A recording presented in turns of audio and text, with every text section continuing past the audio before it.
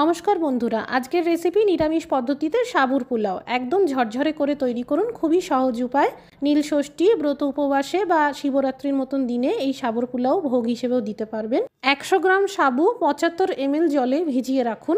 1 cup সাবুদানা নিলে সেই 1 কাপের 4 ভাগের 3 ভাগ জলে ভিজিয়ে রাখতে হবে। কড়াইতে রিফাইন্ড অয়েল আর ঘি দিয়ে দিন। আস্ত জিরে ফোড়ন দিন, আদা কুচি, লঙ্কা কুচি, সেই সাথে ভুট্টার দানা, এটা অপশনাল, মটরশুঁটি, কেটে রাখা আলু, পনির, কিছু পরিমাণ চিনেবাদাম, সামান্য হলুদ গুঁড়ো, লঙ্কার গুঁড়ো আর সামান্য লবণ দিয়ে ভাজতে থাকুন। চাইলে কাজু, কিশমিশ, বিনস, গাজর এগুলোও দিতে পারেন। একটু ঢেকে রাখুন, সবজিগুলো সিদ্ধ হয়ে যাবে। দিয়ে দিন ভেজানো সাবুদানা, আধা চা চামচ ধনের গুঁড়ো দিয়ে দিন, চিনেবাদামের গুঁড়ো দিয়ে দিন।